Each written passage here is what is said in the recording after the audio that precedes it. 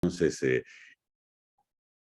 hablarles hoy desde aquí, desde París. Es cierto que Culiacán y Sinaloa queda lejos de París. Verlos me permite quizás, bueno, una cierta cercanía. Voy a hacer efectivamente un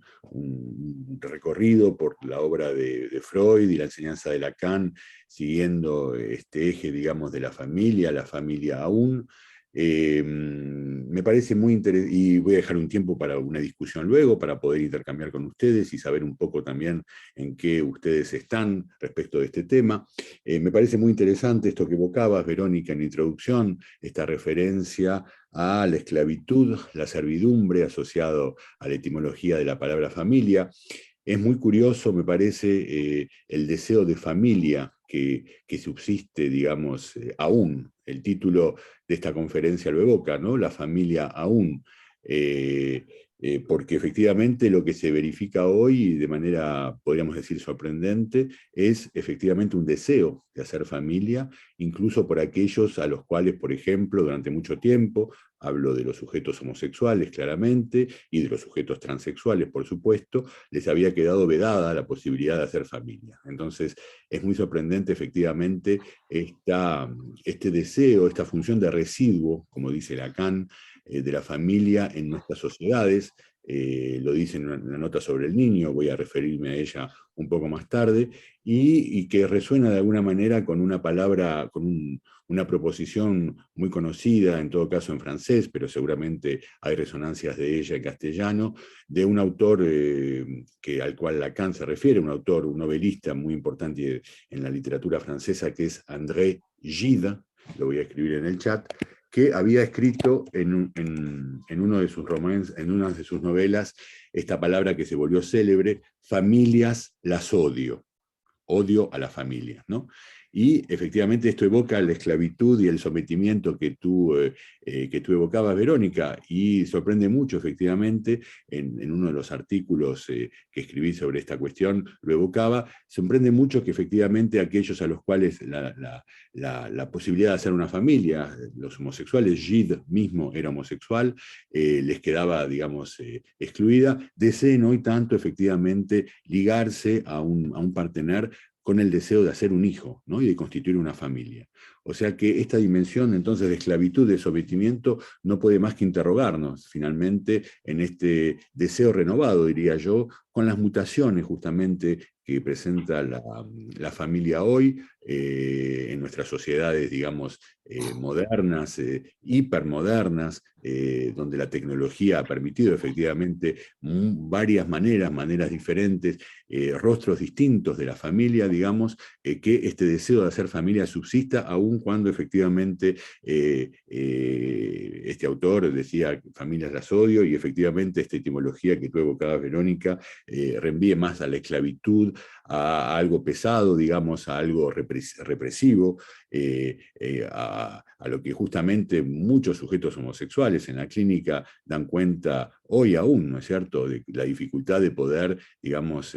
hacer una elección de objeto que no corresponda a la heteronormatividad, ¿no? A la normatividad heterosexual, como lo dice Judith Butler, y al pensamiento straight, ¿no? Como se dice en inglés.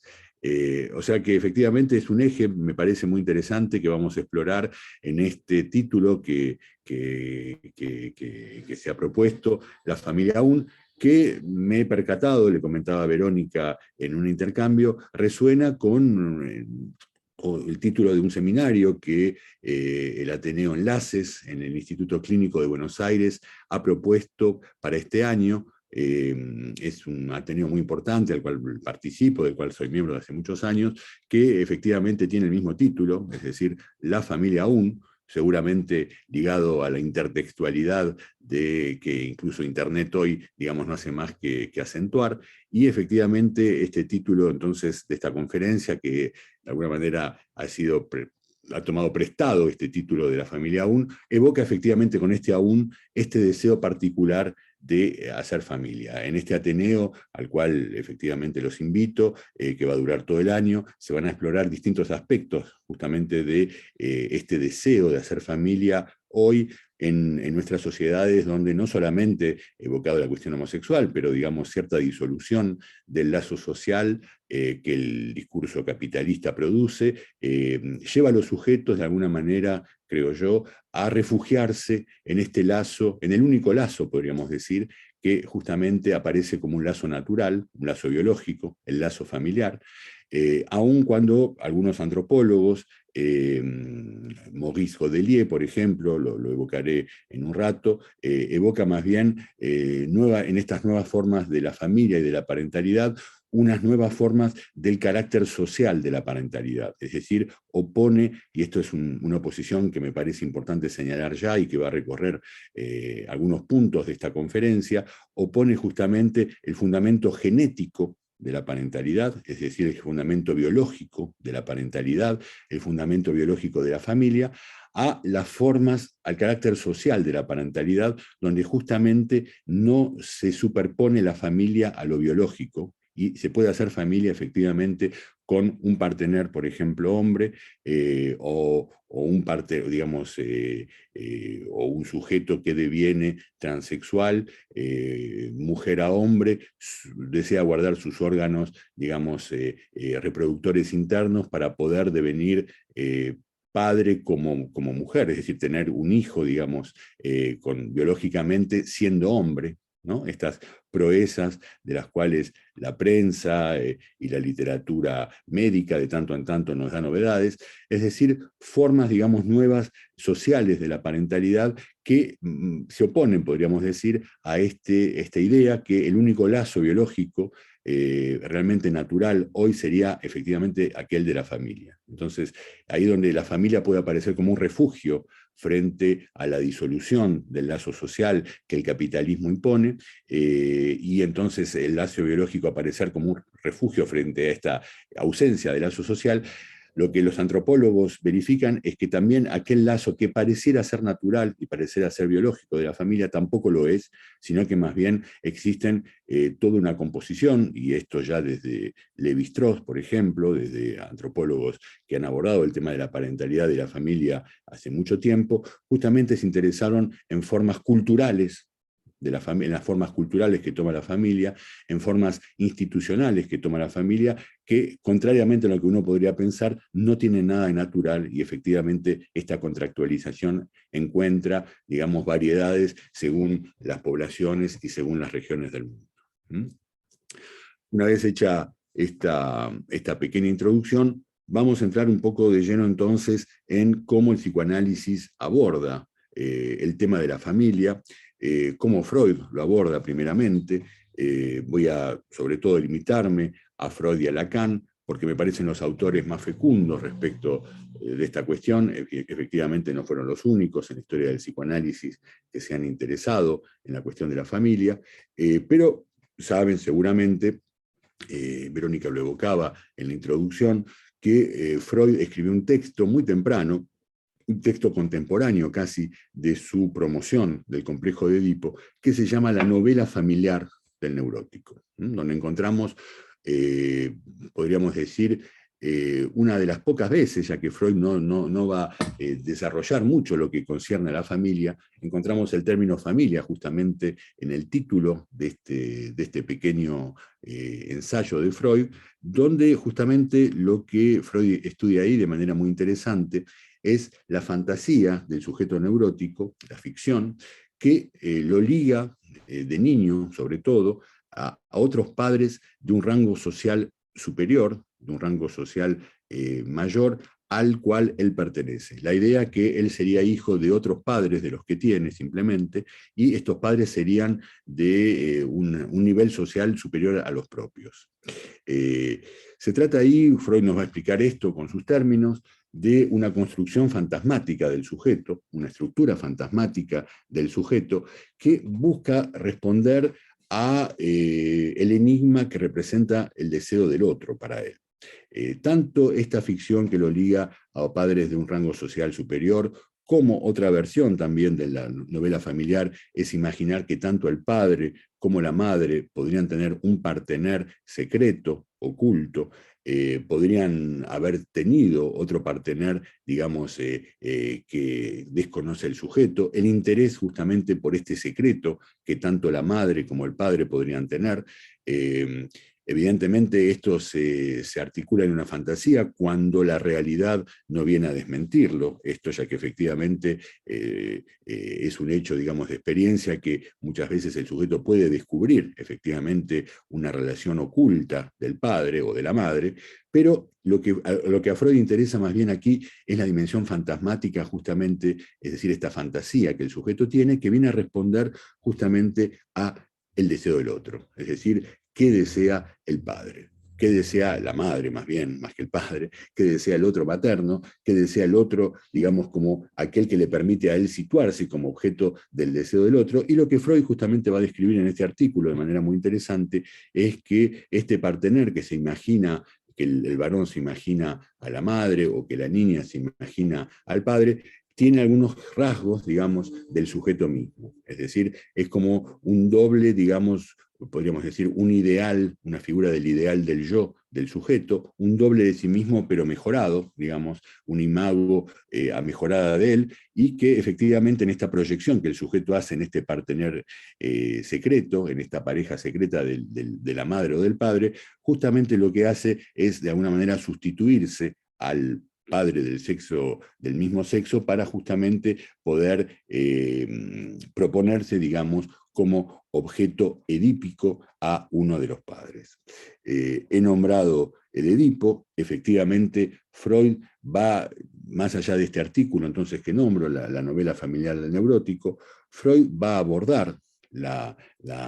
estructura familiar a partir de lo que va a llamar el complejo de Edipo. Esto es muy conocido por todos, lo han estudiado muchas veces, no merece, creo, detenerse en esta cuestión. Lo importante es que la idea de complejo, ¿no? El término mismo de complejo, supone a nivel del Edipo una estructura simbólica, una estructura cultural, que permite articular al sujeto lugares que funcionan como relevos en relación al deseo y a la ley. Es decir, justamente la madre como aquella en el cual,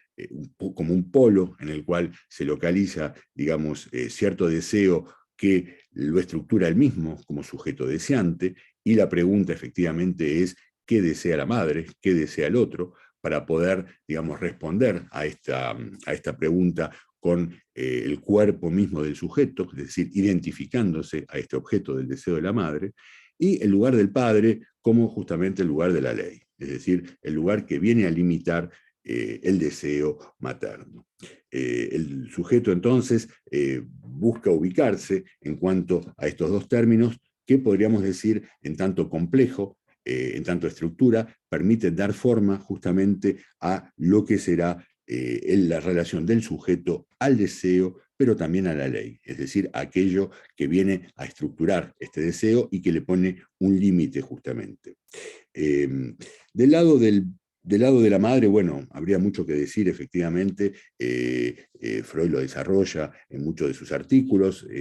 principalmente, diríamos, en los artículos sobre el complejo de Edipo, es decir, los artículos de 1923 a 1925, la desaparición del complejo de Edipo, la organización genital infantil,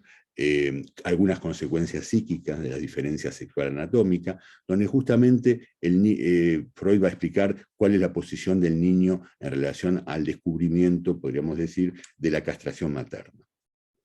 Eh,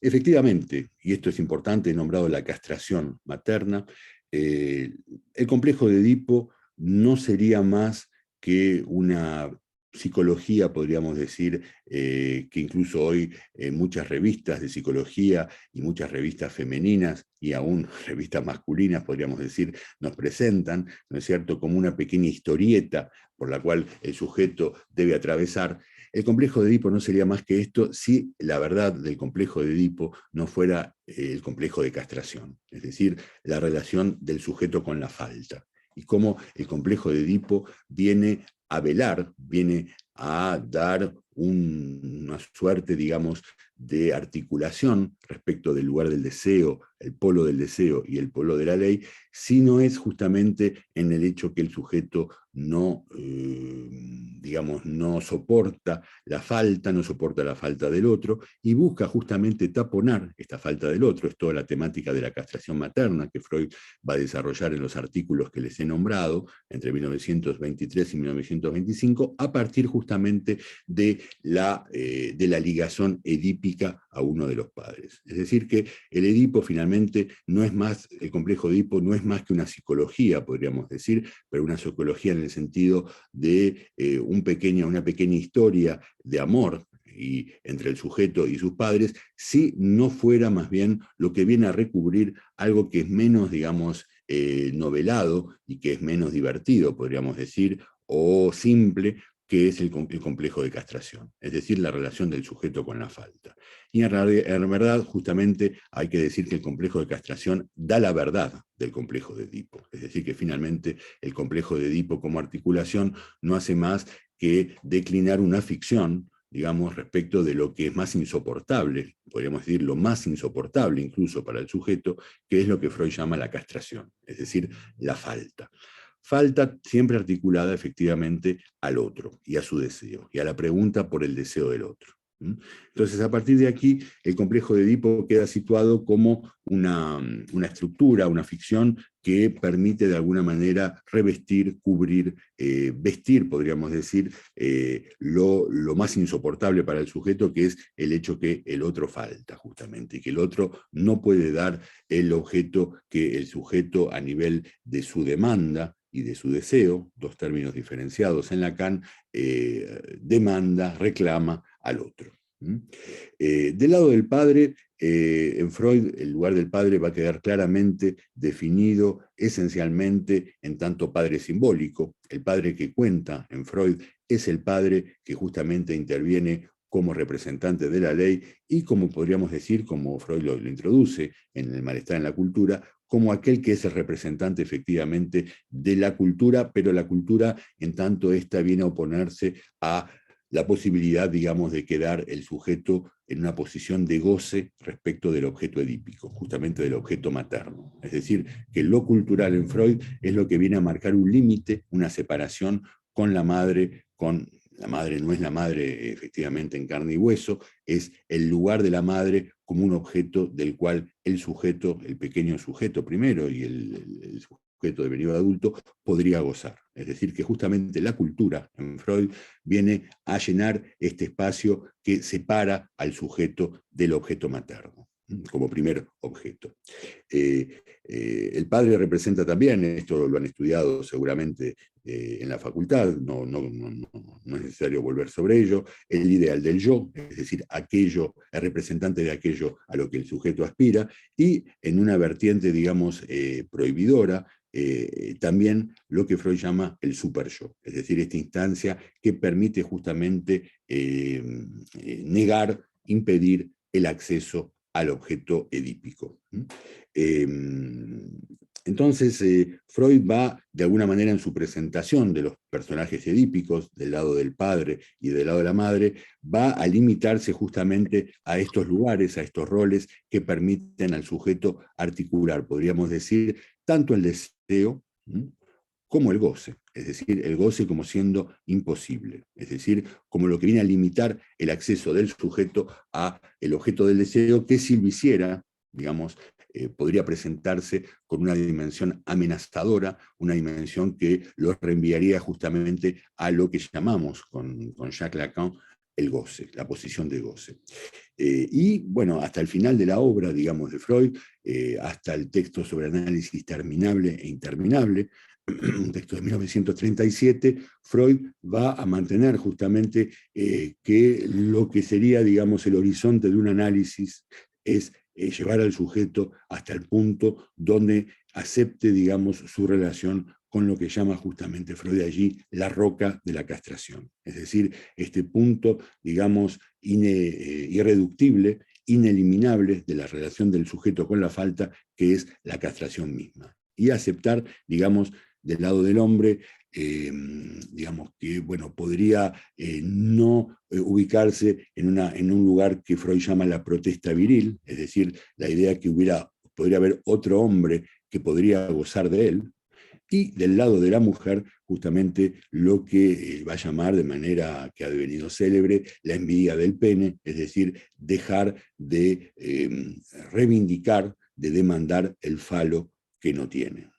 El falo, por supuesto, preciso, lo saben seguramente, no es el pene faltante, es el significante de la falta, y poder, digamos, orientar, que un análisis tiene que poder orientar a una mujer hacia otra cosa que justamente estar, digamos, en una demanda, en una reivindicación permanente de este significante que le falta, digamos. Y este es el horizonte del análisis para Freud. Como dice Lacan, Freud efectivamente se detiene ahí, pero llevaba a sus analizantes o buscaba llevar a sus analizantes hasta este punto, es decir, hasta este límite de la aceptación de la castración, es decir, de la falta. Ciertamente Lacan va a permitir abrir un más allá de este punto, y es esto lo que hace que justamente nos interesemos muchos en la lectura que Lacan va a hacer de Freud y de muchos de los textos y de los términos de Freud. Lacan, en su periodo, digamos, psicoanalítico, ya que Lacan no se ha dicho, no se ha presentado siempre como psicoanalista, lo hace precisamente a partir de lo que se llama su discurso de Roma, un texto de 1953, el texto que conocen bajo el título Función y campo de la palabra y del lenguaje en psicoanálisis. Pero Lacan tiene, antes de este periodo de 1953, varios textos que son muy interesantes, y entre ellos uno magnífico, y magnífico para este tema y para esta conferencia, que es Los complejos familiares. Creo que en castellano ha sido traducido, en todo caso, en una versión que circulaba hace muchos años bajo el título La familia, en un pequeño libro que era independiente, en la reunión de los textos que Jacques Alain Miller ha hecho para los otros escritos, este volumen que viene a completar a los escritos y que está traducido al castellano, justamente ha sido retomado, creo, bajo el título Los complejos familiares. Es un artículo,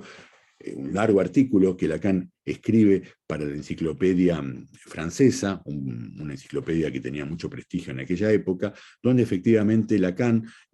joven Lacan, 38 años, psiquiatra aún, lector del psicoanálisis, pero que no había, digamos,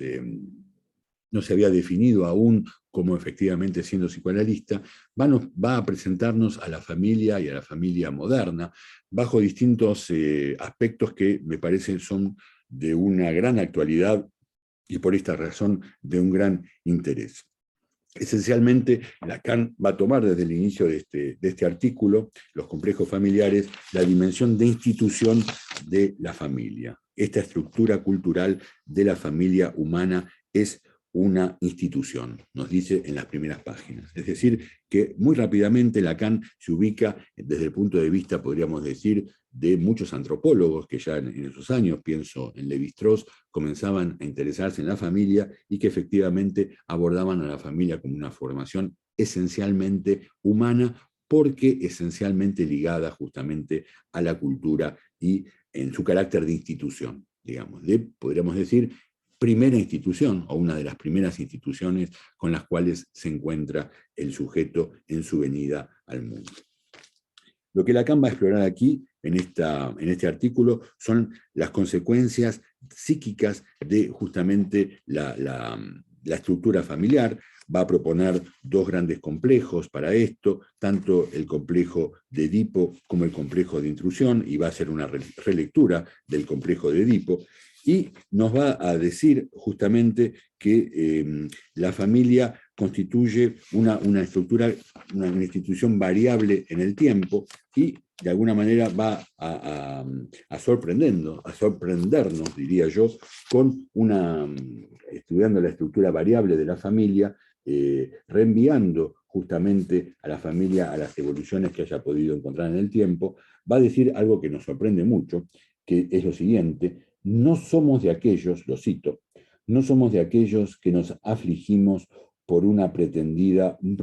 pretendido aliviamiento o distensión del lazo familiar. Es decir, justamente va a hablar aquí de las modificaciones que encuentra la estructura familiar, recordemos siempre que estamos en 1938, y efectivamente respecto de la crítica que muchas veces se puede hacer desde varios lados, se le puede hacer al psicoanálisis como justamente preservando este modelo edípico de un padre y una madre de dos sexos opuestos, ¿no? Muchos autores de género, por ejemplo, y de autores queer, critican al psicoanálisis hacerse el guardián justamente del modelo heteronormativo de la familia. Lacan ya en 1938 señalaba que no pertenecemos a aquellos que nos afligimos de un pretendido relajamiento, una pretendida distensión del lazo familiar. ¿No es significativo, pregunta a renglón seguido, lo leo, no es significativo que la familia se haya reducido a su agrupamiento biológico a medida que integraba los más altos progresos culturales? Es muy curiosa esta frase. No es significativo que la familia se haya reducido a su agrupamiento biológico a medida que integraba los más altos progresos culturales. Es decir, cuanto la familia más se complejizaba, paradójicamente parece haberse reducido a su agrupamiento biológico progresivo. Es muy curiosa esta frase porque encuentro casi una frase similar, y vengo de percatarme de esto, en un autor, este autor que he citado hace un rato, que es Maurice Godelier. Lo escribo, perdón, me he equivocado, Mauricio Godelier, un gran antropólogo francés que vive aún, que ha escrito un gran volumen de unas 900 páginas que se llama Metamorfosis de la parentalidad, ignoro si existe traducción al castellano, donde Maurice Godelier justamente señala, les leo la frase, hablando justamente de la parentalidad social, distinguiéndola de la parentalidad natural o biológica, se pregunta lo siguiente: la parentalidad social, desligada de toda relación biológica, no ha entonces ocupado durante siglos que un lugar menor. Y la adopción, por ejemplo, la adopción que haya sido prohibida por la Iglesia antes de ser reinstituida en el siglo XIX por un cierto número de países, no hace más que sorprendernos.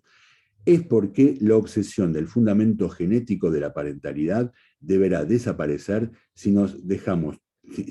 de tomar en cuenta y regular las nuevas formas de la parentalidad. Fíjense que dice que opone de alguna manera las nuevas formas de la parentalidad al fundamento genético de ella, diciendo que justamente este fundamento genético deberá desaparecer, es muy tajante Godelier, si tomamos en cuenta justamente las nuevas formas de la parentalidad, haciendo referencia claramente, podríamos decir, a las nuevas formas de la parentalidad que tanto la pareja, el matrimonio homosexual, como otras formas de la parentalidad que existen desde siempre en el mundo. Podemos pensar en el avunculado que ya había descrito Claude Lévi-Strauss en las estructuras elementales del parentesco, donde efectivamente es un tío del sujeto el que ocupaba el lugar del padre. Conocen seguramente este punto que Lévi-Strauss presentaba en aquel texto, pero fíjense que tanto Godelier, el texto de Godelier es muy reciente, es del año 2012, el texto de Lacan es de 1938, ya Lacan señalaba justamente el hecho que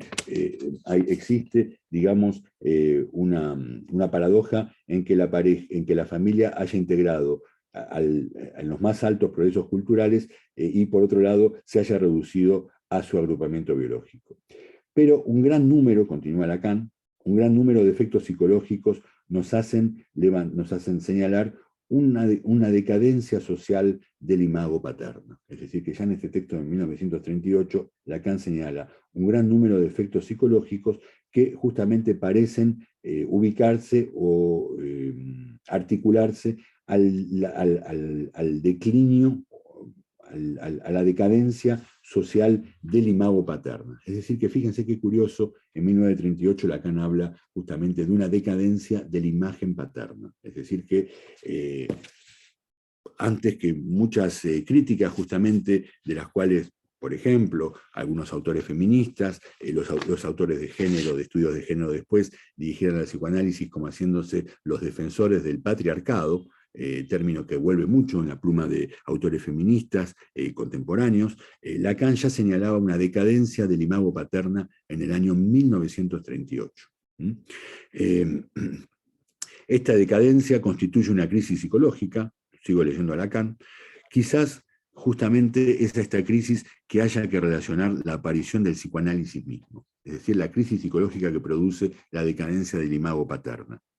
Pensemos, por ejemplo, ya que ustedes supongo son lectores de Freud, pensemos en el padre de Juanito. Pensemos en el padre de Juanito que acompañaba a Juanito en sus paseos, digamos, y que tenía el mayor mal en ocupar el lugar de padre, justamente para poder preservarlo de la angustia que suscita en él la presencia de los caballos y de toda la serie metonímica de los caballos, y que, siendo un padre muy moderno, en esa Viena de 1905, va a llevar a Juanito a análisis,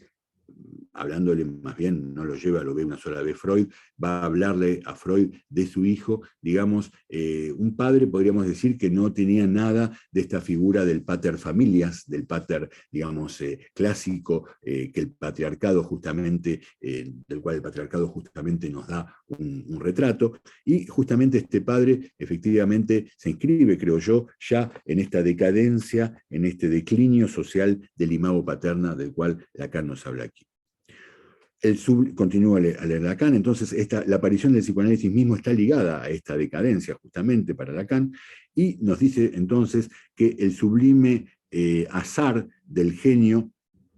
habla aquí del genio de Freud, no explica quizás solamente que haya sido en Viena, en ese momento centro de un estado que era el melting pot de formas familiares las más diversas, de las más arcaicas a las más evolucionadas, de los últimos agrupamientos de paisanos eslavos a las formas las más reducidas del hogar pequeño burgués y a las formas más decadentes de la familia inestable, pasando por los paternalismos feudales y mercantiles. No es una casualidad entonces que el hijo de un patriarcado judío haya imaginado el complejo de Edipo. Es decir, que justamente Lacan sitúa en este melting pot, en esta gran mezcla que era la Viena de este principio del siglo XX, justamente donde se veían distintos agrupamientos familiares. No es casualidad que Freud haya visto, justamente haya podido construir detrás de la familia esta figura del complejo de Edipo. Entonces, bueno, no voy a seguir comentando el texto, la verdad es un texto muy interesante, lo reenvío a él, pero bueno, podríamos decir que a partir de aquí, de esta pequeña introducción que Lacan hace en el año 1938 de la familia, de los complejos familiares, más tarde, a partir justamente del año 1953, 1954, Lacan ya en su periodo psicoanalítico va a proponernos entonces la lectura del complejo de Edipo, en lo que él llama, en lo que Lacan mismo ha llamado su retorno a Freud. En la época, en los años 50, los psicoanalistas, principalmente en Francia, pero podríamos decir en Inglaterra también, en Estados Unidos muchísimo, ya no leían a Freud. Los analistas ya creían haber pasado y haber ido más allá de Freud. Freud parecía ya antiguo para los analistas de esta época, y Lacan va a proponer justamente contrariamente a lo que fue la gran digamos, impulsión del psicoanálisis post-freudiano, un retorno a Freud, y en este retorno a Freud justamente va a leer al complejo de Edipo a partir de dos términos, de dos funciones que va a aislar en él, formalizando, digamos, los lugares del complejo de Edipo, bajo la forma de lo que va a llamar el nombre del padre y el deseo de la madre. Como funciones simbólicas, como funciones justamente que operan a partir de la metáfora paterna. Reenvío al texto sobre la cuestión preliminar a todo tratamiento posible de la psicosis, uno de los textos que encuentran en los escritos en castellano, donde Lacan presenta justamente la relación del nombre del padre al deseo de la madre como una metáfora, y utiliza para esto justamente la fórmula de la metáfora que Roman Jakobson había propuesto para la lingüística. Es decir, que toma prestada la metáfora, digamos, la fórmula de la metáfora, para traerla justamente, traer el modelo al psicoanálisis y mostrar en qué el nombre del padre, bajo esta forma entonces formaliza al padre, se sustituye como metáfora al deseo de la madre,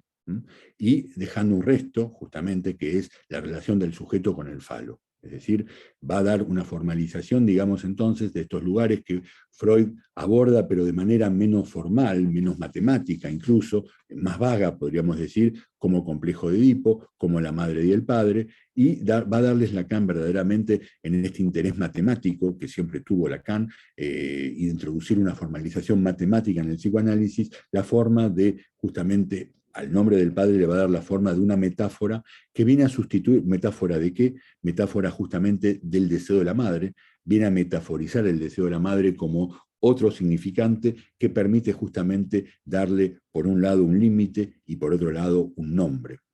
Es decir, en tanto significante permite justamente situar un significante que se sustituye al deseo de la madre como tal. Entonces, el nombre del padre aparece justamente como en su dimensión de metáfora, no solamente, insisto, como lo que viene a la metáfora, saben que es la sustitución de un significante por otro en lingüística, entonces no solamente como lo que viene a sustituirse al deseo de la madre, sino también como lo que permite justamente encontrar bajo la forma de un significante lo que, digamos, ordena o organiza, incluso Lacan dice normativiza el deseo del sujeto. A propósito, evoco la normativización del deseo del sujeto, ya que justamente la cuestión de la norma es una cuestión que muchos críticos del psicoanálisis plantean, si el complejo de Edipo, si el psicoanálisis al postular del complejo de Edipo no propone una norma hetero, una norma, digamos, donde hace falta un padre y una madre, un hombre y una mujer para encarnar los lugares del padre y de la madre, y efectivamente lo que vamos a ver enseguida es que Lacan en absoluto lo entiende así, es decir, que deja de lado completamente la dimensión sexual de los padres, la sexualidad propia de los padres, incluso su identidad sexual, diría yo, de hombres y de mujeres, para articular bajo la forma del nombre del padre y del deseo de la madre dos funciones que permiten estructurar al sujeto. Esto claramente, independientemente de la sexualidad de los padres. Lo que hay que decir inmediatamente aquí es que en Freud tampoco tenemos la idea que el padre y la madre son un hombre y una mujer. Por supuesto, Freud es un hombre de principio de siglo, es decir, no se hubiera imaginado nunca que una pareja homosexual pudiera adoptar o tener hijos. Aunque hay que señalar aquí que su misma hija, Anna Freud, la gran Anna Freud, aquella a la cual Freud dejará la dirección de la Asociación Internacional de Psicoanálisis, la gran analista que va a enfrentarse en las grandes controversias a Melanie Klein en la Sociedad Británica de Psicoanálisis, la gran Anna Freud, ella misma, efectivamente, era homosexual y construirá lo que podríamos llamar una familia homoparental de avant-garde, como se dice, ¿no? Es decir, antes de toda ¿cómo se dice en castellano? No sé, antes de todo, digamos, ¿no? Antes que otros, digamos, ¿no? Ya que efectivamente Anna Freud, esto lo pueden leer de manera muy interesante en la correspondencia que ha sido publicada hace algunos años entre Freud y ella, justamente, y Anna Freud, donde efectivamente, ya se sabía esto, por supuesto, Ana vivía en el mismo 19 Vergase, en Viena, con la que era su secretaria, su asistente más bien, una rica millonaria americana que se llamaba Dorothy Burlingham, y justamente Dorothy tenía dos hijos de un matrimonio que Anna Freud va, si no adoptar, en todo caso va a tomar a su cargo, y efectivamente van a compartir la vida de Freud como una familia digamos, una familia homoparental, efectivamente en los comienzos, en los albores, digamos, en la Viena de los años 1920. Es decir que, bueno, Freud también tuvo una relación con esto, pero bueno, no especificó nunca efectivamente la dimensión, podríamos decir, sexual de los lugares del padre y de la madre, pero lo que es cierto, y esto es muy importante, es que en ningún caso, nos advierte en todo caso Freud, que en ningún caso justamente la sexualidad de uno de los padres tiene que entrar en juego en la estructuración, podríamos decir, psíquica y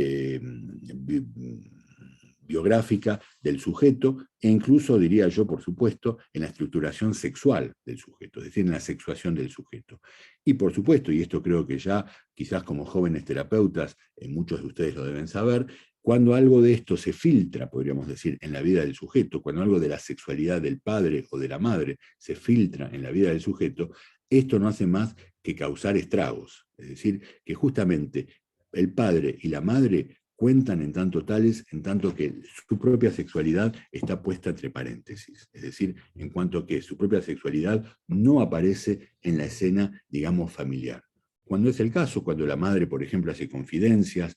algo muy común, ¿no? Que con el padre no pasa nada sexualmente, por ejemplo, que no tienen relaciones, cuando algo del goce del padre aparece en el exterior justamente de la familia, o cuando uno de los sujetos, y esto es muy común también, de la familia, uno de los miembros de la familia aparece como un objeto sexual para el padre, si no es el sujeto mismo, por ejemplo, o si no es uno de sus hermanos. Esto siempre produce agujeros, diría yo, en la biografía del sujeto, en la vida del sujeto, agujeros traumáticos. Es decir, cuando el padre aparece o la madre aparecen justamente bajo una dimensión tóxica, produciendo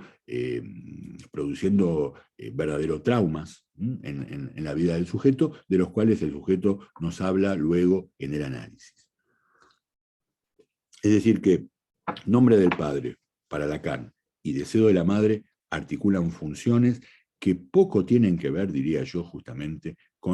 tanto con la sexualidad de los padres, como quizás también podríamos ir hasta decir con la identidad de los padres, con la identidad sexual de los padres. Es decir, no es eso lo que cuenta para que justamente un miembro del ambiente del niño o del joven actúe como ocupando el lugar de deseo de la madre. Puede ser, por supuesto, y esto lo sabemos incluso antes del psicoanálisis, ¿no es cierto?, una abuela, una tía, que en el momento en que la madre no se puede ocupar de su hijo, ocupa en este lugar, y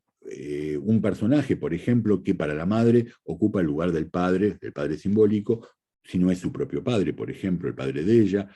el hermano de ella, un tío, como en el avunculado de Levi-Strauss, o algún otro miembro, un amigo, allí donde el padre, efectivamente, muchas veces, y es mucho el caso, bueno, en todo el mundo, pero más particularmente me parece en América Latina, el padre se ha ido y abandona, digamos, a su partener con el hijo, digamos, ¿no? Entonces, justamente, el lugar del padre, la función del padre, y la función del deseo de la madre son esencialmente, ya en Freud, pero más claramente formalizadas por Lacan, eso, es decir, funciones, donde efectivamente la identidad de los padres, la identidad sexual de los padres no cuenta. Y entonces Lacan, al formalizar entonces el nombre del padre y el deseo de la madre, nos da justamente esta dimensión de metáfora que el nombre del padre va a ocupar, hasta un texto, este texto que nombraba entonces en la introducción, que es la nota sobre el niño, que encuentran de nosotros escritos. Es una pequeña nota de una página y media, que Lacan redacta para un analista que estaba en control con él, que se llama Jenny Aubry, donde justamente Lacan vuelve y evoca de manera directa la cuestión de la familia de una manera muy interesante. Nos dice en el comienzo de esta nota sobre el niño, pareciera ser al evaluar el fracaso de las utopías comunitarias que la posición de Lacan no señala la dimensión de lo que sigue. Lacan evoca aquí, en esta línea, en esta primera línea, el fracaso de las utopías comunitarias, es decir, la idea de elevar, de educar a los niños en comunidad. Porque ya pasó el tema que me interesa. No sé si podrá cortar el micrófono, por favor, porque hay un ruido. Ahí está, muchas gracias. Las utopías comunitarias que, bueno, en la Francia de la época comenzaban solamente a ponerse un poco de moda al final de los años 60 y de los años 70, pero, digamos, Lacan hace referencia también a las utopías que el marxismo especialmente había puesto en juego en los años 20 en la Unión Soviética, con la idea que efectivamente los niños, si eran educados no eran educados en la familia, sino que eran educados justamente en comunidades, no desarrollarían la estructura de lo que Engels había llamado la familia burguesa, es decir, la familia y el Estado. Hay un texto de Engels sobre la familia y el Estado, y asocia a la familia justamente con la reproducción del Estado en su dimensión burguesa, justamente. La idea de los pedagogos, digamos, soviéticos de los años 20 era justamente que educar a los niños en comunidades impediría la reproducción de este modelo burgués de la familia, algo a lo cual, por ejemplo, un primer analista que era militante en el Partido Comunista, muy comprometido en el Partido Comunista, que era Wilhelm Reich, seguramente lo conocen por la revolución sexual de los jóvenes, lo escribo en el chat. Wilhelm Reich adhería y había hecho una defensa muy ardiente de este modelo comunitario que ya se practicaba en la Unión Soviética, delante de Freud, en una de las sesiones de la Sociedad de Psicoanálisis de Viena, que se reunía los miércoles a la noche en la sala de espera de Freud, y Freud con mucha ironía, Freud que digamos, no veía de muy buenos ojos esta idea de la comunidad como lugar donde efectivamente el niño podía ser educado, por las razones que voy a explicar luego, reenvía a Reich el hecho que habría que ver en 40 años. La idea de Reich era que justamente los niños elevados en comunidades no desarrollarían neurosis, no devendrían neuróticos, serían sujetos que se inscribirían en lo que él llamaba el carácter genital. Reich va a hacer todo un desarrollo en torno al carácter genital opuesto al carácter neurótico, es decir, como un carácter donde no hay neurosis, donde no hay inhibición, donde no hay represión, y Freud lo reenvía diciendo, veremos en 40 años, habría que ver estos sujetos en 40 años si no se vuelven neuróticos. Con la idea que efectivamente Reich defendía que era que la represión estaba ligada justamente al padre y a la madre, ¿no? A la presencia del padre y de la madre, como si no hubiera algo propio al deseo que estuviera, digamos, destinado a la represión, como si el deseo mismo en su desarrollo no se limitara el mismo, justamente por no poder realizarse, tal como Freud lo explica en los primeros textos, y entonces producir la represión, ligado entonces para Reich a las figuras, digamos, del padre y de la madre. Entonces, el fracaso de las utopías comunitarias tiene que ver justamente con el hecho que finalmente esta utopía de poder educar a niños que no fueran neuróticos en comunidades no funciona. A renglón seguido, Leo Lacan dice lo siguiente: la función de residuo que sostiene y en el mismo movimiento mantiene la familia conyugal en la evolución de las sociedades, pone en valor lo irreductible de una transmisión. Fíjense que nos dice que la familia conyugal, es decir, la familia donde hay dos miembros, conyugal, no dice que sea un hombre y una mujer. Conyugal ocupa una función de residuo en la evolución de sociedades, es decir, es un resto. Un residuo es un resto, es decir, algo que permanece justamente allí donde las sociedades evolucionan. Lo que la historia, este texto de 1969, hoy en 2022, digamos, la evolución de las sociedades no hace más que confirmar efectivamente esta función de residuo de la familia, ya que, como decíamos hace un rato, lo voy a retomar luego, digamos, sujetos a los cuales no les será posible formar familia, desean fervientemente muchas veces hacer familia, ¿no? Entonces, ¿qué explica eso? Y es una pregunta que planteo, ¿no? ¿Qué explicaría ese deseo de hacer familia, ¿no? Sobre todo ahí donde no es posible, donde el cuerpo, donde la anatomía, ¿no? En una pareja, por ejemplo, de sujetos homosexuales, no lo permite. Y justamente es esta relación con el deseo. Con esto que Lacan llama aquí, pone en valor la función de residuo de la familia, pone en valor lo irreductible de una transmisión. Una transmisión que es de otro orden que el de la vía de la satisfacción de las necesidades, y que constituye, de una constitución subjetiva implicando la relación a un deseo que no sea anónimo. La transmisión en cuestión en esta función de residuo de la familia demanda, exige para la constitución subjetiva implica la relación a un deseo que no sea anónimo, es decir, un deseo particularizado. Y este es el punto donde la familia conyugal como residuo se opone justamente a las utopías comunitarias, en el cual el niño no estaba deseado, podríamos decir, en su singularidad, en lo que tiene de más propio, y efectivamente se podía perder, podríamos decir, en la comunidad, donde, digamos, no había la transmisión justamente de un deseo que no sea anónimo. Es decir, el deseo era anónimo en las comunidades justamente educativas. Y lo que pone en relieve esta función de residuo que tiene la familia es que se trata de un deseo que no sea anónimo, es decir, de un deseo particularizado. Podemos evocar también aquí, ¿por qué no?, las experiencias de hospitalismo, por ejemplo, los niños que son educados ¿cómo se llama?, en guarderías, lo hemos visto en Rumania, por ejemplo, en la caída del régimen de Ceausescu, donde efectivamente, o los niños educados en hospitales, lo que René Spitz había estudiado justamente en el chat, los casos de hospitalismo donde los niños morían justamente, y no porque las necesidades, fíjense que dice que la transmisión en cuestión no implica la satisfacción de las necesidades, porque justamente las necesidades eran satisfechas en los hospitales, en las guarderías de hospitales de niños huérfanos o en los orfanatos,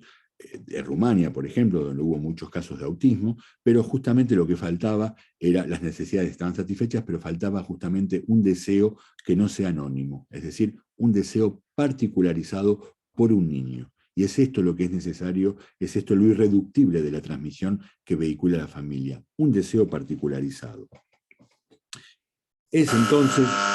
en función de esta necesidad, que se juzgan las funciones del padre y de la madre. Cito a Lacan, es entonces en relación a una tal necesidad que se juzgan las funciones del padre y de la madre.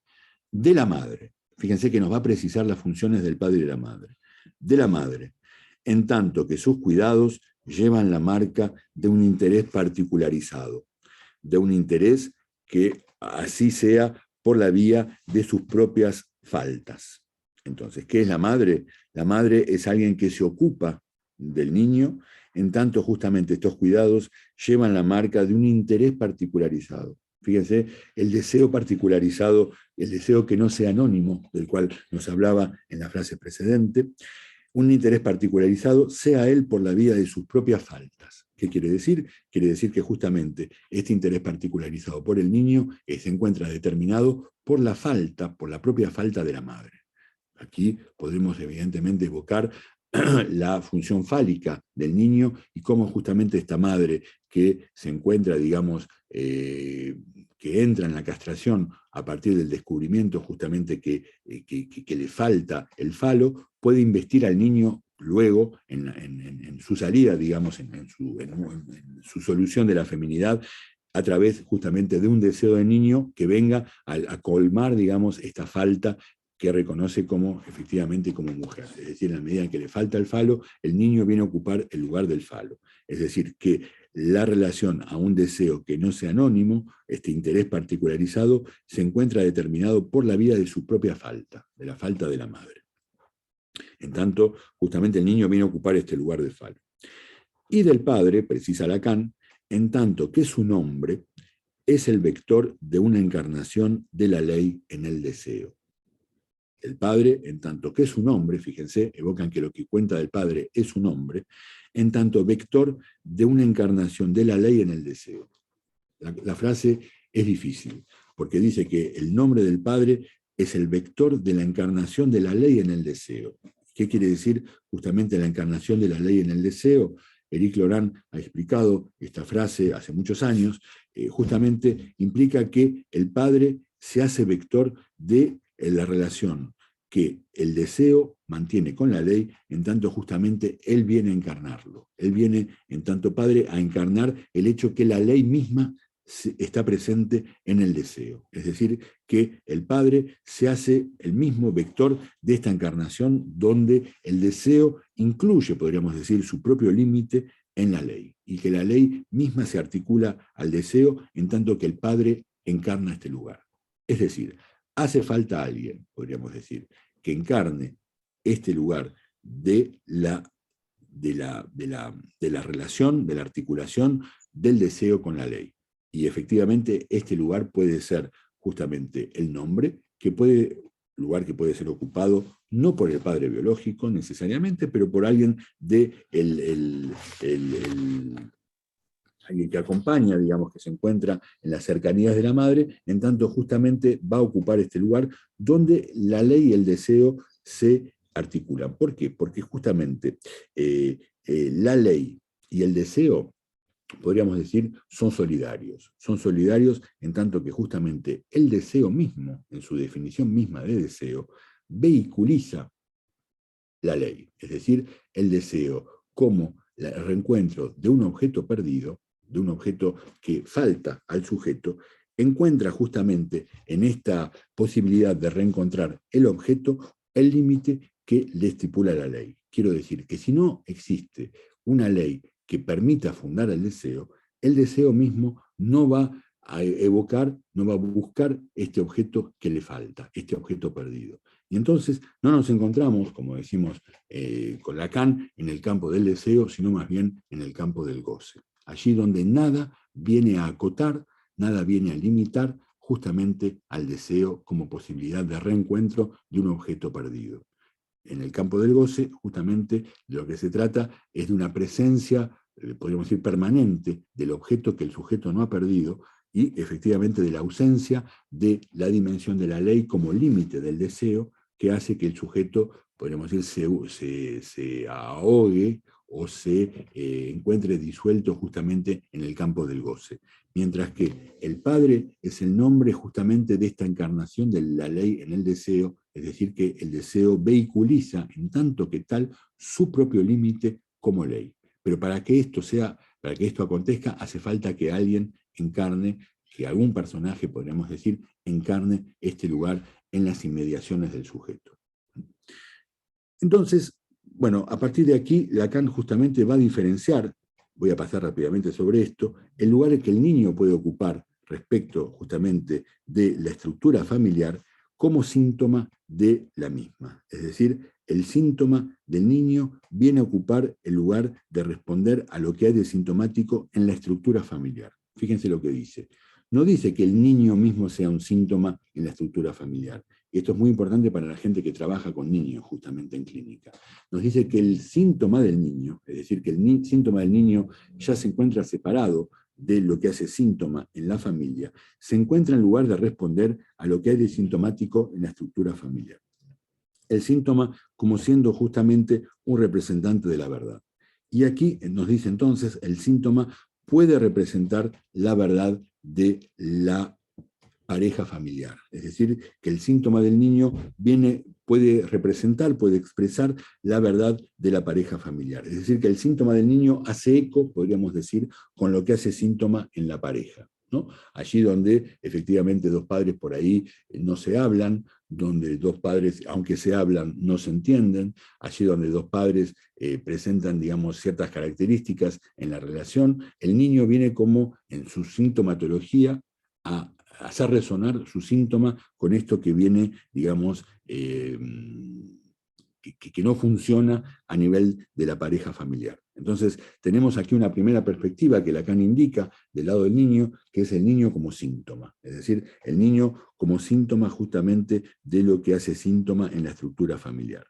Pero más tarde, un poquito más abajo, en el texto, Lacan va a dar otra posibilidad del lugar en el cual se encuentra el niño, que no es el niño como síntoma de la pareja familiar, sino el niño como objeto, el niño como objeto del fantasma de la madre. El niño como objeto del fantasma de la madre es allí donde la madre justamente va a alienar en él todo acceso posible a su propia verdad, dándole cuerpo, dándole existencia justamente al niño como siendo el objeto que viene a obturar la posibilidad de preguntarse y de buscar, digamos, en qué el niño puede tener una conexión con sus propias verdades. Es decir, el niño viene a saturar este lugar de objeto que viene como a completar, podríamos decir, a la madre, donde efectivamente ya no se trata del niño como falo, es decir, del niño como el objeto que podría satisfacer al deseo de la madre, sino más bien el niño que satura este lugar, tomando la madre al niño como objeto como un objeto efectivamente no ya de deseo, sino más bien de goce. Entonces, a partir de aquí, Lacan nos explica que esto puede ocurrir justamente más allá de la estructura psicopatológica que la madre presente, neurosis, psicosis o perversión, y el niño viene a ocupar entonces un lugar de fetiche, es decir, un lugar que, como el fetiche, viene a velar la castración, viene a velar la falta, la madre satisfaciéndose justamente de su cuerpo. Nos dice además, y esto es muy importante, que el síntoma somático del niño ofrece el máximo de garantía a este desconocimiento. Es decir, que cuando el niño presenta un síntoma somático, un déficit, un handicap, una disfunción genética, un niño que nace, por ejemplo, con, ¿cómo se llama?, prematuro, un niño que nace enfermo, todos estos casos permiten a la madre justamente de hacer del niño un fetiche, de hacer el objeto que viene a colmar su propia falta, donde efectivamente lo que se plantea es una relación dual a la madre, donde el padre no tiene acceso, donde justamente si el niño ocupa este lugar de objeto de la madre es porque encarna justamente el objeto que la satisface, que satisface su fantasma, sin que efectivamente la metáfora paterna pueda intervenir. Entonces, tenemos aquí dos perspectivas distintas del niño como síntoma, por un lado, respondiendo con sus síntomas a lo que hace síntoma en la estructura familiar, y el niño como objeto del fantasma de la madre, sin que haya la mediación paterna, donde el niño, digamos, satura la falta de la madre, no dejando lugar a la falta. Pero podríamos agregar una tercera posibilidad, y es lo que me interesa más introducir hoy, justamente en cuanto al lugar del niño, y es una perspectiva que se abre, podríamos decir, a partir de la última enseñanza de Lacan. Lo voy a plantear rápidamente porque tiene su dificultad esto, es la idea que finalmente a partir de este texto, de la nota sobre el niño, Lacan nos da como la última referencia al nombre del Padre como siendo justamente esta encarnación de la ley en el deseo, y a partir de aquí, justamente Lacan, unos años más tarde, en el seminario que se llama RSI, es decir, real, simbólico e imaginario, lo escribo en el chat, va a proponer la idea que el nombre del Padre, finalmente, no es el único elemento que permite metaforizar el deseo de la madre. Y va a dar al Padre, y esto lo va a empezar a hacer a partir del seminario 17, a partir del reverso del psicoanálisis, va a darle al Padre no tanto el lugar de una metáfora, no tanto el lugar de un nombre que metaforiza el deseo de la madre, sino más bien el lugar de un elemento, digamos, aleatorio en la estructura edípica. Lacan va incluso a criticar el complejo de Edipo, va a decir que Freud crea el complejo de Edipo como una formación de su deseo, pero que, digamos, el padre al cual Freud le da el estatuto de padre de la horda, creando el mito de Tótem y Tabú, que seguramente conocen, único mito moderno, dice Lévi-Strauss. Este padre de la horda no es más que un artificio para poder dar cuenta justamente de la pérdida del goce en el lenguaje, de la pérdida justamente de este goce al cual tiene acceso el padre de la horda, el padre gozador, justamente en un registro, digamos, antes que aparezca el lenguaje y antes que aparezca la cultura, ya que el pasaje, podríamos decir, de esta horda primitiva que Freud describe en Tótem y Tabú a el tótem, es decir, a la sociedad organizada bajo la forma del tótem, al clan, supone el pasaje de la naturaleza a la cultura. Lévi-Strauss reconoce allí en Freud justamente el hecho de haber situado con este mito moderno este pasaje del estado natural, podríamos decir casi animal, del hombre al estado cultural. Ciertamente un mito, ya que no se puede dar cuenta de esto en ningún momento, digamos, es el mito de la pérdida, es un mito, porque un mito da cuenta siempre, los mitos dan cuenta de un real que no se puede explicar. Los mitos en general, todos los mitos indígenas, los mitos modernos, son ficciones que permiten de alguna manera dar cuenta de un real, es decir, de un imposible a explicar. ¿Mm? Y el tótem y tabú es el mito inventado por Freud, y no es fácil inventar un mito, por eso Lévi-Strauss reconoce a tótem y tabú como el único mito moderno. Además dice, creó un mito Freud con esto, en la cultura, de la pérdida justamente de este estado natural en la cultura. Y entonces Lacan va a criticar justamente al nombre del padre como siendo, él mismo va a criticarse, ya que fue él el que introdujo el nombre del padre en la teoría, y va luego a criticarse a sí mismo, digamos, habiendo introducido el nombre del padre, para decir que le va a dar el estatuto de un término que es difícil de explicar, pero que podemos retomar la discusión, que es el de semblante. Va a decir, es un semblante que permite justamente modular el deseo de la madre. Pero no es el único, y va justamente en este seminario de RCI que evocaba hace un rato, va a buscar otras formas que permitan justamente anudar, y esto ya implica la clínica de los nudos, y los nudos borromeos, es decir, cómo tres registros pueden mantenerse juntos sin que haga falta justamente de un cuatro término en un primer momento, cómo lo real, lo simbólico y lo imaginario pueden anudarse, digamos, a partir de un elemento exterior, y entonces va a dar cuenta justamente de una posibilidad que un cuarto término, que va a llamar más tarde el síntoma, pero escribiendo el síntoma con la escritura francesa antigua, es decir, el symptôme, sea aquel que permita anudar justamente lo real, lo simbólico y lo imaginario. Y lo que quiero decir finalmente es que un niño puede muy bien ocupar justamente para un sujeto, para uno de los sujetos en una pareja, el lugar justamente de este cuarto nudo que permite anudar a lo real, lo simbólico y lo imaginario. Es decir, que el niño aparece como permitiendo de alguna manera a un sujeto normalizarse, podríamos decir, pero no solamente normalizarse, sino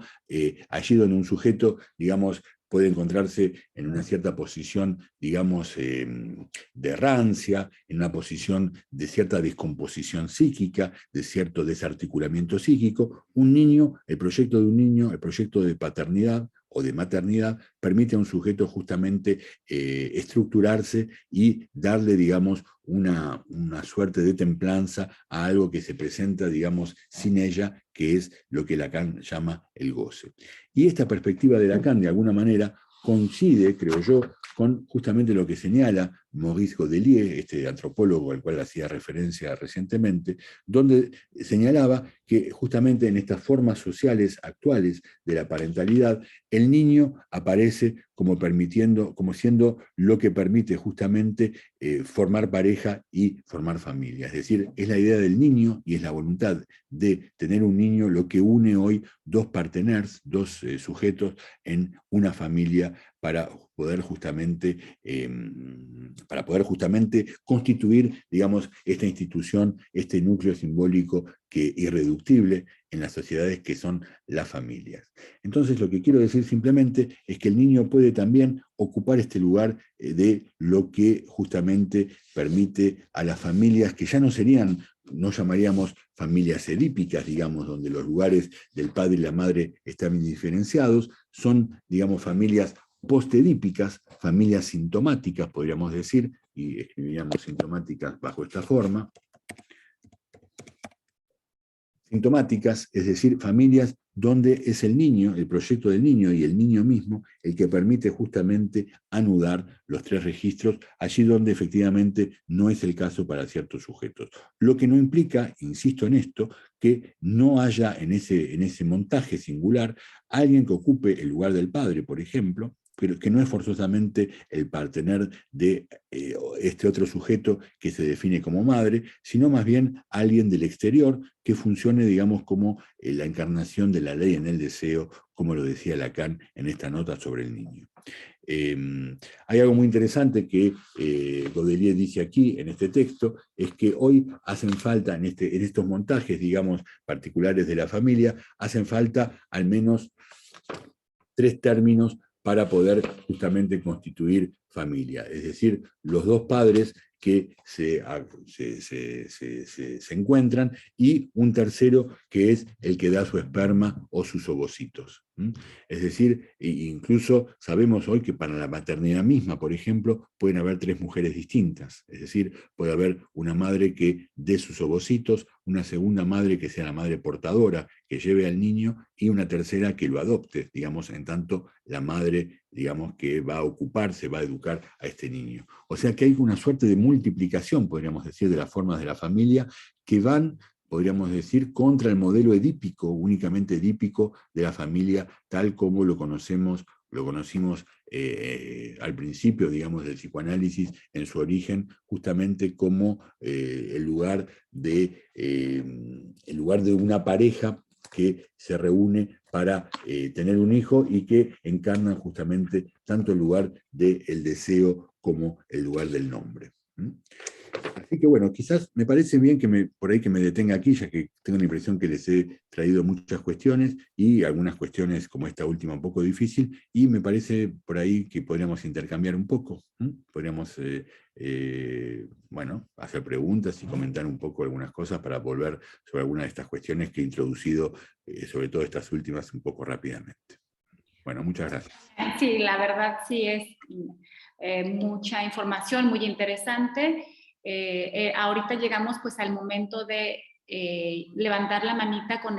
la aplicación que viene aquí en las reacciones para quien esté interesado, para ir dando un orden a las participaciones. Que igual, Fabián, no estás obligado a contestar todo, ¿no? Es un espacio, como te mencionaba, bueno, un espacio de encuentro.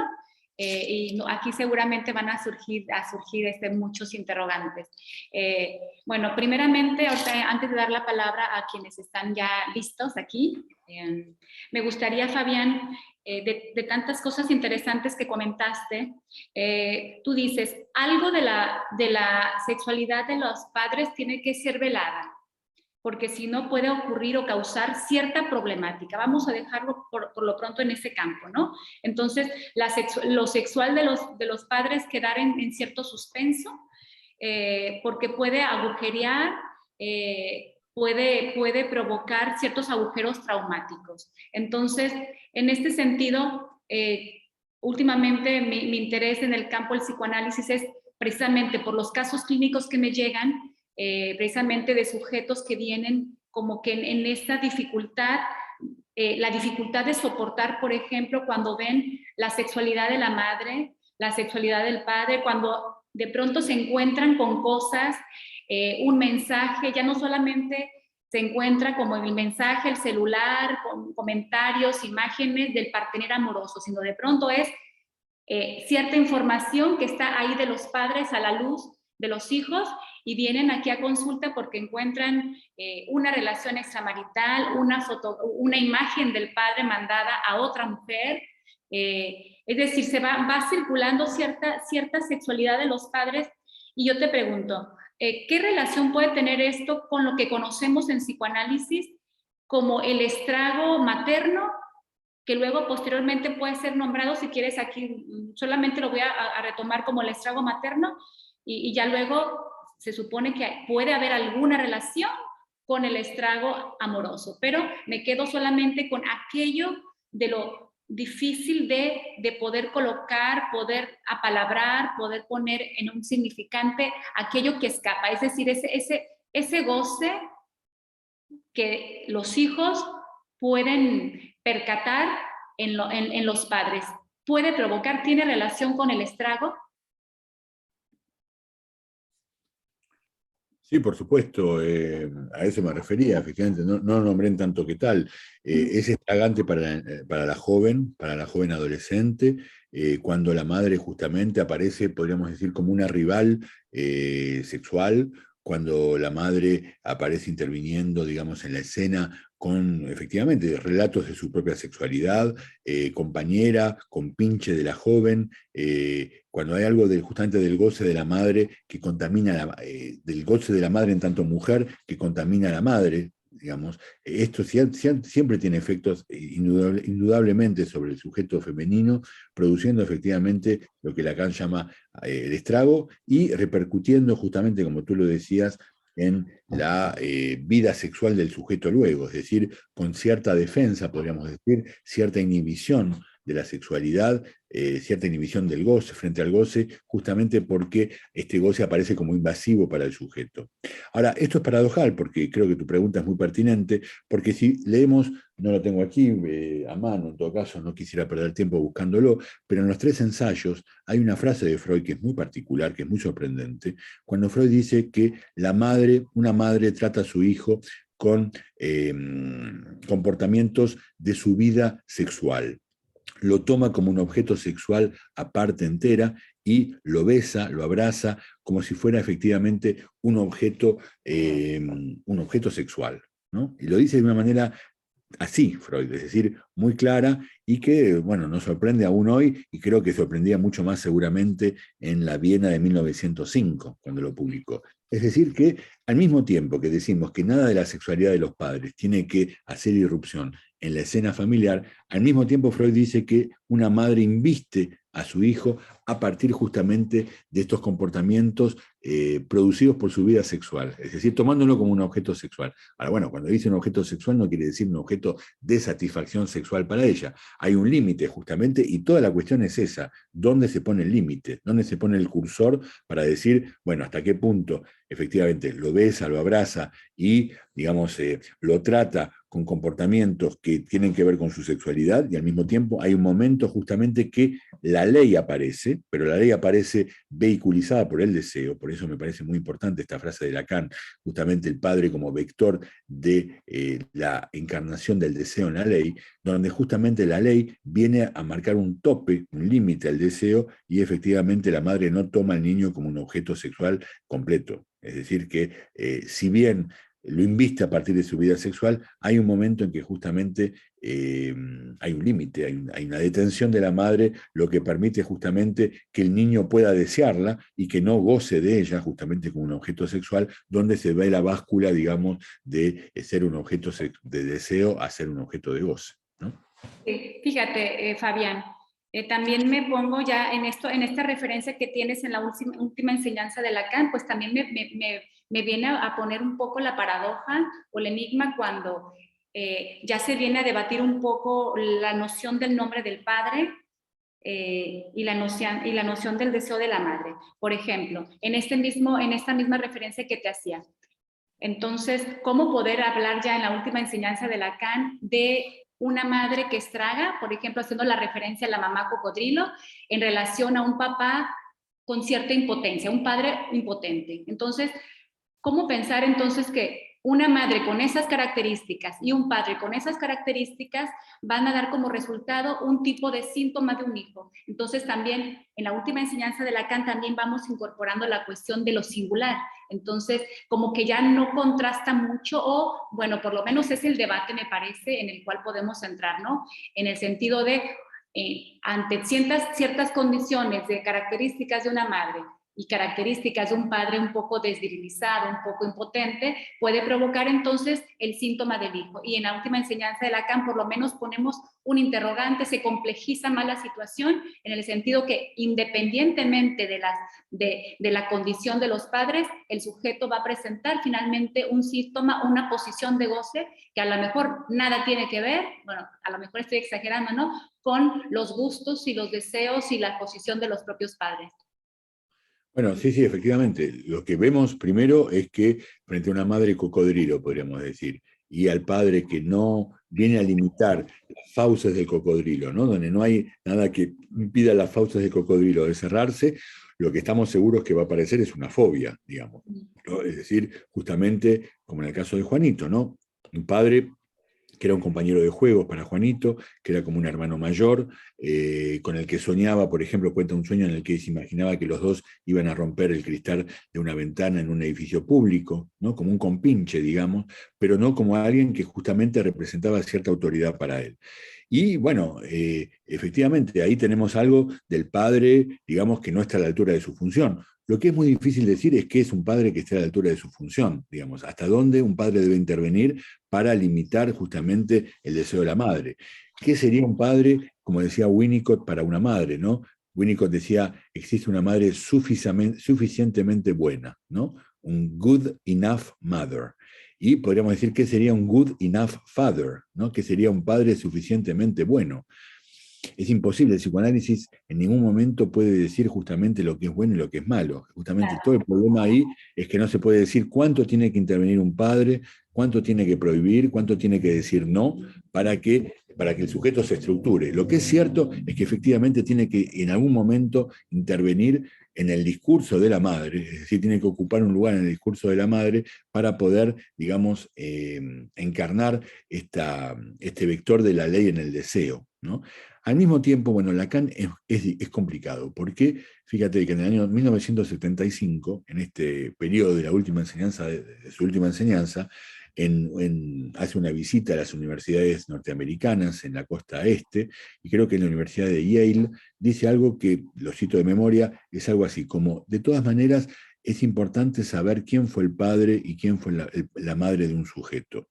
No es lo mismo que haya sido un tal o un tal otro, que el padre esté presente o que el padre se haya ido, ¿no? Cuando 20 años antes, en el seminario 5, si lo leen, Lacan comenta con mucha ironía la cuestión del padre ausente, ¿no? Es decir, que dice el padre, lo que cuenta del padre es que ocupe un lugar en el discurso de la madre, es decir, que la madre hable de él, que esté presente, ausente, más presente, menos presente, que se vaya, que vuelva, no es tanto la cuestión, ¿no? Porque si no sería hacer de esta cuestión de la presencia del padre una cierta psicología, digamos, cuando en realidad lo que importa para Lacan son las estructuras, es decir, que el padre ocupe un lugar en lo que es la función materna y que permita justamente a partir de ahí dar una estructura del deseo para el sujeto. Entonces, lo importante es que la madre hable de él, la madre tenga cuenta de la palabra del padre, incluso si no está. Entonces, eso es lo que dice al principio. Pero en el 75 dice, es importante saber quién fue el padre y quién fue la madre. O sea que, bueno, nos confunde un poco, como siempre, Lacan, es decir, dice también algo que no se contradice, es importante señalar esto, Lacan nunca se contradice, sino que aporta cierta complejidad al hecho que, por un lado, tenemos las funciones, nombre del padre y deseo de la madre, pero también tenemos la singularidad de lo que fue el padre y la madre para un sujeto, que una cosa no excluye la otra y no son incompatibles justamente. Muy bien, aquí vamos, tenemos como un listadito de manitas levantadas. Adelante, Jonathan. ¿Qué tal? Muy buen día, doctor Fabián. Primero le agradezco mucho por compartir su punto de vista sobre las cosas. Tuve la oportunidad de ver alguna otra conferencia de usted en internet y me llamó algo mucho la atención. Usted hace referencia sobre los feminismos y sobre la separación de la mujer del feminismo y la inclusión de la mujer en el feminismo. Al igual, quiero agregar el hecho de todos los movimientos que tienen que ver con las minorías LGBTs. ¿A dónde voy? ¿Cómo presentarnos ante esta problemática, diría yo, en la psique de una persona ante este tipo de cuestionamientos que puedan tener? Usted claramente ahorita lo dijo, según Lacan, está el nombre del padre, el deseo de la madre, pero ¿cómo podemos identificar qué podría comentarme más bien de cómo identificar o cómo estructurar ante una persona que estemos atendiendo la complejidad que conlleva la comprensión en la identidad de la propia persona? Porque desde mi punto de vista, probablemente estoy equivocado, me falta adquirir mucho conocimiento, pero sí entiendo que hay un aspecto muy complejo en la identidad de las personas cuando no sabemos siquiera cuál es nuestro papel real en la sociedad. Gracias. Sí, es una verdadera pregunta. Hay un estudio que ha sido hecho por una asociación de padres gays y lesbianas al principio de los años 90, aquí en Francia, un estudio sobre 20 chicos de familias homoparentales. Y fue un primer estudio, quizás haya sido uno de los primeros, seguramente hubo muchos estudios después que no conozco, y me imagino también que en México y en otras ciudades, en otros lugares, deben haber habido estudios similares. La cuestión era efectivamente esta que usted plantea de alguna manera, ¿qué tipo de subjetividad? Pero fíjense que es la misma asociación de padres gays y lesbianas que habían justamente comandado, pedido este estudio para ver efectivamente qué tipo de subjetividad producía ser educado, digamos, por una familia gay. Y lo que se veía era en ese estudio, ahora hablándole recuerdo un estudio anterior del fin de los años 80 hecho en Inglaterra por el mismo tipo de asociación LGBT, lo que se veía justamente en esos estudios es que no había precisamente ninguna diferencia con, digamos, particular con lo que podría ser la estructuración de una neurosis por parte de los niños, de fobias por parte de los niños. No habían niños, no había más niños homosexuales. Todo el fantasma es si no había más niños homosexuales, digamos, porque habían sido educados por una pareja homosexual, ¿no? Y yo creo que, bueno, los que entre ustedes tienen ya una clínica, o digamos, en torno a ustedes, si tienen parejas o familias homoparentales, lo que se ve es que efectivamente no hay desde ese punto de vista ninguna anomalía, ninguna, digamos, particularidad. Es decir, los niños son tan neuróticos como los elevados por familias heterosexuales, en fin, que presentan síntomas como todos los niños. O sea, no hay a nivel de esa estructuración de la psiquis, como usted dice, ninguna particularidad por el hecho de haber sido educado y deseado, diría yo, sobre todo deseado por dos mujeres o por dos hombres. Hemos tomado partido, muchos analistas, aquí en el año 2012, cuando se discutió la ley de matrimonio homosexual, para explicar justamente que nada, efectivamente, era mi punto de vista en todo caso, modesto, que nada en Lacan permite decir que un niño tenga que tener como padres un hombre y una mujer. ¿Por qué decía esto? Porque hubo muchos psicoanalistas en esa época que justamente se hablaban en la televisión y que defendían un punto de vista donde era importante para un niño tener el derecho, y lo planteaban a nivel del derecho, de tener un hombre y una mujer como padres, como un derecho inalienable del niño, digamos. Y lo gracioso es que en estos debates, digamos, de la época, algunos de estos psicoanalistas que hablaban en la televisión hablaban a veces con legisladores que defendían el mismo punto de vista. Es decir, es importante que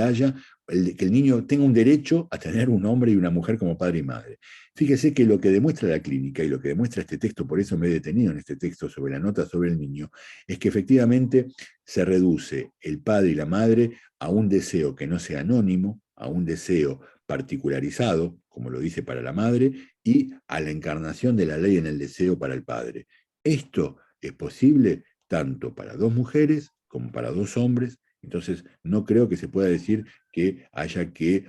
defender el modelo, digamos, heteronormativo para los padres. Lo que es cierto, aquí ya podríamos responder con el Lacan de 1975, es que esto ciertamente produce particularidades. Pero yo diría que produce, por mi modesta experiencia clínica, produce más particularidades del lado de los padres, porque son los padres los que viven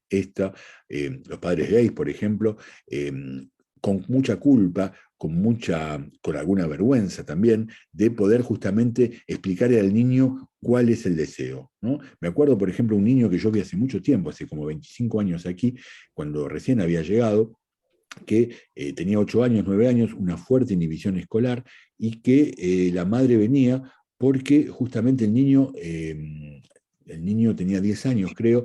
no podía dormir, sufría de insomnio, pero un síntoma, digamos así, que había hecho erupción de manera muy súbita, en el momento en que le habían revelado que el que era el amigo de la pareja, la madre vivía con una mujer, el que era el amigo de la pareja en realidad había sido el genitor, es decir, aquel que había dado su esperma para que el niño viniera al mundo. Fíjense lo complejo, digamos, de esto, digamos, ya para nosotros es un poco delicado a veces, ¿no? Y complicado entender esto. Para un niño de 10 años que se le diga que dio el esperma, entonces el niño no podía dormir, estaba completamente, digamos,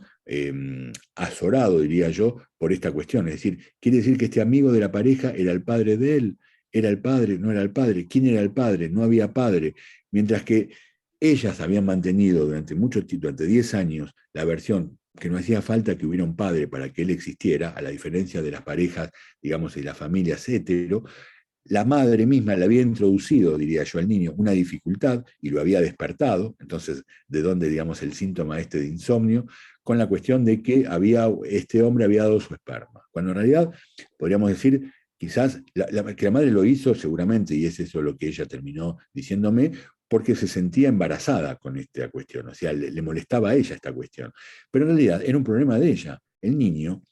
convivía perfectamente con las dos mujeres y con este amigo de la familia que venía cada tanto, venía muy seguido, la madre además quería que viniera muy seguido, porque en su fantasma, digamos, era como una suerte de padre sustituto del niño, cuando por otro lado mantenía el discurso que no hacía falta ningún padre para hacerlo. O sea que fíjese cómo era la propia división del sujeto, cómo era el propio cuestionamiento del sujeto, la que había introducido una dificultad en el niño y un síntoma, había creado un síntoma en el niño, cuando en realidad esta cuestión no era necesaria, digamos, evocarla, porque la verdad, ¿qué importancia tiene quién había dado su esperma para crearlo, digamos, ¿no? Era Sí, un, a era fin un- de cuentas, doctor,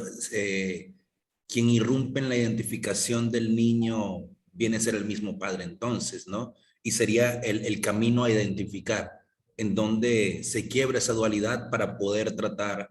a un nene. Exactamente, exactamente. Y entonces se crea un síntoma ahí, pero le crea un síntoma a la madre con sus preguntas, con sus interrogaciones y con sus dudas, digamos, ¿no? Bueno, con la realidad, podríamos decir, había pasado de eso durante mucho tiempo. Bien, Ana Litzia, adelante. Bueno, Ana Litzia, ¿estás aún? Sí, aquí estoy. Bueno, adelante. Buen día. Mi pregunta es sobre la función de la familia. ¿En qué influye en el síntoma del hijo? No, la familia en principio no incluye el síntoma del hijo, o sea, ¿cómo decir? La familia se plantea como una estructura donde la dimensión sintomática no está en juego, digamos. Es decir, la familia se estructura en tanto tal independientemente de los síntomas de cada uno, de los del hijo, pero también de los padres. Por ejemplo, con este ejemplo que daba recientemente, ¿no es cierto? O sea que la familia como estructura existe, digamos, independientemente de los síntomas de cada uno. Lo que produce justamente la familia es aquello a lo que nos interesamos los psicoanalistas, es efectivamente esas formaciones sintomáticas por distintas razones, porque efectivamente hay algo a nivel del deseo, por ejemplo, de los padres, que podríamos decir no está muy claro para ellos. El ejemplo que daba recientemente es justamente lo que permite verificarlo. Entonces ahí donde esta madre estaba ella misma, podríamos decir, un poco embrollada con esta cuestión y termina diciéndole la verdad de lo verdadero al niño, cuando en realidad el niño podía haber vivido todavía sin saber esto, porque la verdad qué importancia tenía quién había dado el esperma, crea justamente un síntoma al interior de la familia, donde en realidad la familia digamos, como agrupamiento no necesita en tanto tal, no supone en tanto tal los síntomas de cada uno. Digamos. Lo que nos interesa, y es esto lo que Lacan plantea en la nota sobre el niño, es que los síntomas del niño vienen a responder, se ubican, digamos, en un lugar que hacen eco, podríamos decir, que resuenan con los síntomas de los padres. Y en ese punto resuenan con los síntomas de los padres. Pero no quiere decir que necesariamente haya una relación entre los dos. No quiere decir. ¿Por qué no quiere decir eso? Porque si, fíjense que si tomáramos esta cuestión de esta manera, es decir, que los síntomas del niño son los síntomas de los padres, haríamos un acercamiento más de tipo sistémico, por ejemplo, como lo hace la terapia sistémica. Es decir, para la terapia sistémica, el niño ocupa un lugar en los sistemas de la familia. Entonces, justamente se trata de ver a quién beneficia o a quién molesta, podríamos decir, el síntoma del niño, como un elemento en un sistema más general. Entonces, nos acercaríamos un poco a esta perspectiva más de la terapia sistémica en términos holísticos, digamos, ¿no? Es decir, en términos global. Cuando en realidad lo que plantea Lacan es que el síntoma del niño se ubica en lugar de poder responder a lo que hay de sintomático en la familia, pero no quiere decir que haya una relación directa entre el síntoma del niño y el síntoma de los padres. De hecho, no lo hay. Es decir, el niño tiene su propio síntoma y los padres tienen cada uno los de ellos, y además puede haber algo, siempre hay algo sintomático de todas maneras en toda pareja, digamos. Pero esto no implica que la familia misma, es decir, sí, cierto, una familia implica ciertos síntomas, si es esa tu pregunta, y al mismo tiempo esos síntomas no se correlatan unos con los otros, es decir, son autónomos, podríamos decir. Y hay que tratarlos además de manera autónoma. Si no, habría que hacer venir a la familia para tratar a los síntomas de un niño, por ejemplo, que es lo que hacen justamente los terapeutas sistémicos. Vamos a ir concluyendo con la participación de Julie Sabet. Yo sé que hay más interés. Yo los invitaría en todo caso a que podamos acompañar quien guste al seminario que se dicta en el departamento Enlaces, que ya mencionaste tú, Fabián, al inicio, que es Fabián y un grupo de psicoanalistas muy, muy interesantes que manejan temas y que en esta ocasión pues va a ser la resonancia, ¿no? de este tema, la familia aún en el interrogante, ¿no? ¿Qué temáticas? Y bueno, aquí Fabián nos presenta, digamos, una pequeña perla que fue aquí su conferencia. Es por ello que, bueno, ya estamos casi sobre el tiempo, no quisiera yo que abusáramos de la amabilidad de Fabián, entonces le voy a dar la palabra a Julie y a los demás, si gustan me pueden lanzar a mí las preguntas y podemos estar en relación en otro momento y particularmente, bueno, quien guste acompañarnos al seminario de Enlaces, la familia aún, en un interrogante. Adelante, Julie. Ok, bueno, primero un saludo, buen día a todos. Mi pregunta iba más o menos relacionada también a lo que acababa de comentar. Desde el psicoanálisis, ¿qué tratamiento se le puede dar a los problemas de las relaciones familiares? A lo mejor cuando ya el deseo del otro ya presenta con un malestar para el sujeto. O no sé si planteé mi pregunta.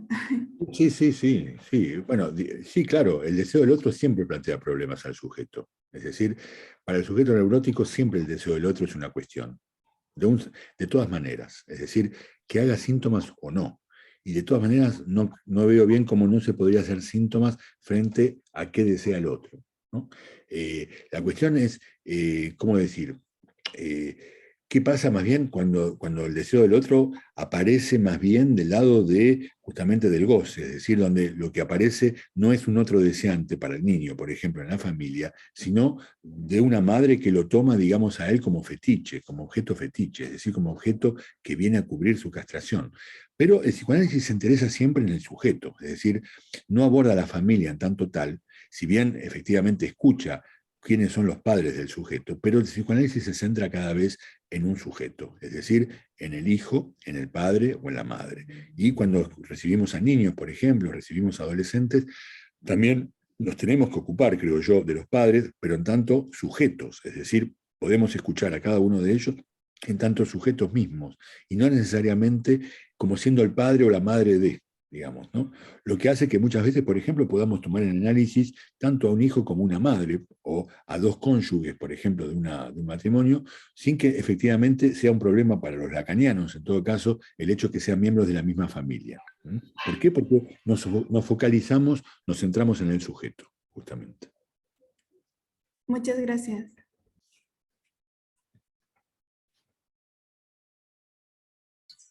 Bueno, voy a apagar mi celular. Vamos concluyendo, me parece, porque ya estamos, les comentaba, estas participaciones están más o menos pactadas, 1 hora y media. Sé que hubo muchísimo interés, es un tema pues muy interesante. Y bueno, en la Cátedra Freudiano y Lacaniana Sinaloense tenemos esta iniciativa de extensión del psicoanálisis de orientación lacaniana en la universidad. Y bueno, es una de varias actividades que tenemos en la cátedra, los seminarios, el cine y psicoanálisis, etcétera. Una cátedra que surgió hace más de 20 años, bajo el cargo del maestro Carlos Varela, y que bueno, en esta ocasión pues tuvimos a bien tener como invitado a Fabián Fanwax. Fabián, te agradecemos muchísimo. De igual manera agradezco a los amigos, amigas, estudiantes que nos acompañaron el día de hoy. Posteriormente vamos a colgarla en YouTube para aquellos que seguramente van a estar